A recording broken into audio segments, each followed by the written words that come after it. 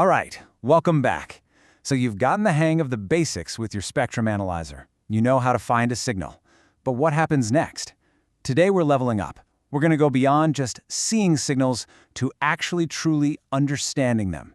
Let's dive into the professional-grade techniques that really set the experts apart. And hey, just a quick heads up. This is part 7 of our 10-part series all about RF testing. So if you're just jumping in, welcome. We are definitely getting into the deep end of the pool now. So here's what's on the docket. First, we'll talk about why we need to move past traditional swept analysis. Then, we're going to learn how to catch those super fast, fleeting signals. From there, we'll get into measuring signal purity, unmasking hidden distortion, and finally, really getting to know the building blocks of any RF system. You know, as our RF world gets more and more crowded with complex signals, we're talking frequency hopping, pulsed radar, all kinds of bursty digital data, our old-school measurement techniques just can't hang. They have to evolve right along with the technology. So, this is really the big shift in thinking. It's not enough anymore to just look at a screen and say, yep, there's a signal. No way. Now we have to precisely measure its quality, its stability, and all its little imperfections. In modern RF, that's the whole ball game.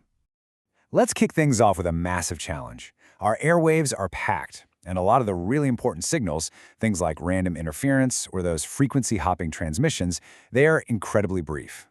A traditional analyzer that just sweeps across the spectrum, it's probably going to miss them completely. Exactly. So what do? What about those signals that are there for a microsecond and then, poof, they're gone? How are you supposed to catch a ghost in the machine that just refuses to sit still for a picture?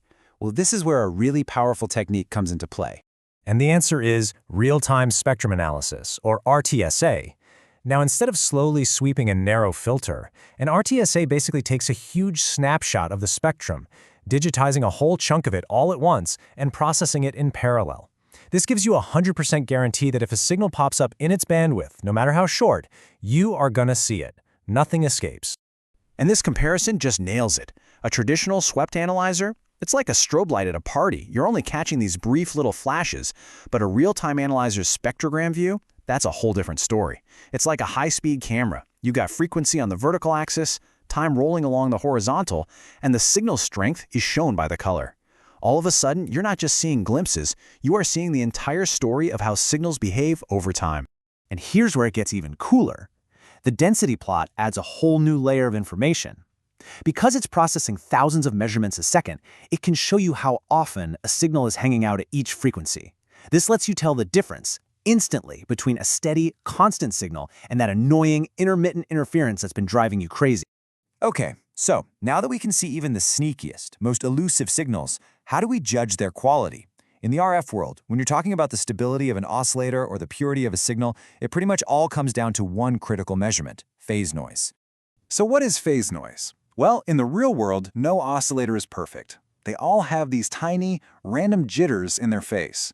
So instead of a perfectly clean tone, you get your main signal with this little skirt of noise around it. And why should you care?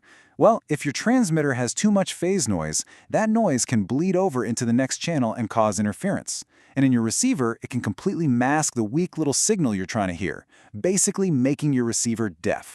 Now, measuring it takes some care. First, you zoom right in on your carrier frequency. Step 2, you use the narrowest resolution bandwidth you can to keep the analyzer's own noise from getting in the way. Third, you'll use a marker to measure the noise level at a specific distance or offset from your carrier, say at 10 kilohertz away. And finally, and this is super important, you have to correct that measurement for the bandwidth you used. That gives you the final number in the standard units of dBc/hertz. All right, next up, a problem that haunts basically every system with more than one signal. When you pass 2 or more signals through a real-world component, like an amplifier, it's never perfectly linear. And that nonlinearity creates brand new, unwanted signals, kind of like ghosts in the machine that just weren't there before. We call this intermodulation distortion, or IMD. And to find these ghosts, we use the classic two-tone test. You can see the setup here. We feed 2 super clean single-frequency signals into whatever we're testing. Then we look at the output on our spectrum analyzer.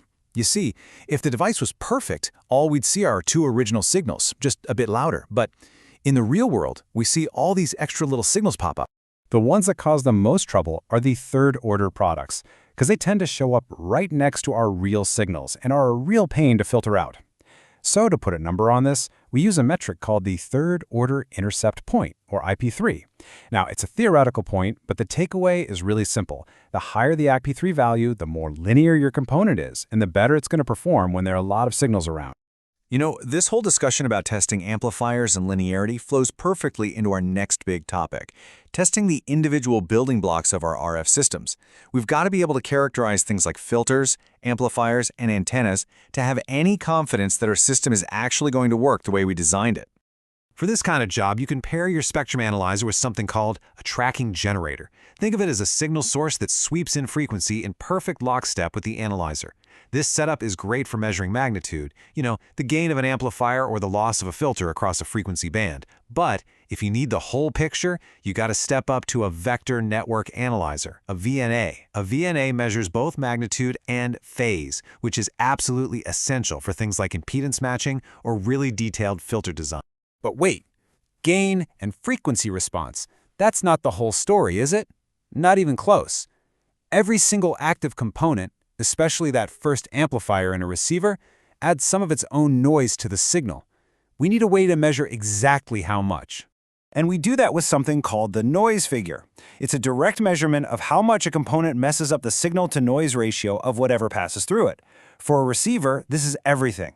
A lower noise figure means your receiver can pick up weaker signals, which translates to better sensitivity and more range. It's that simple. The standard way to measure noise figure is called the Y-factor method. It sounds fancy, but it's pretty straightforward. You use a special calibrated noise source that has a known excess noise ratio, or ENR. Then you just measure the noise power coming out of your device twice, first with the noise source turned off, then with it turned on. The ratio of those two power levels is your Y-factor, and using that and the ENR, you can calculate the noise figure. So let's just quickly recap the awesome tools we've just added to our Pro Toolkit. We can now use real-time analyses to literally see signals that used to be invisible. We can do phase noise measurements to make sure our signals are clean and pure. We can run IMD tests to guarantee our systems are linear. And we can use tracking generators and noise figure measurements to know exactly how our components are behaving. You've just learned how to measure all those subtle little things that define a truly high-performance RF system. You've got the tools now to chase down imperfections and to quantify quality to a degree you couldn't before. So that leaves us with just one last thought. Now that you know how to measure perfection, can you design for it? Thanks for tuning in.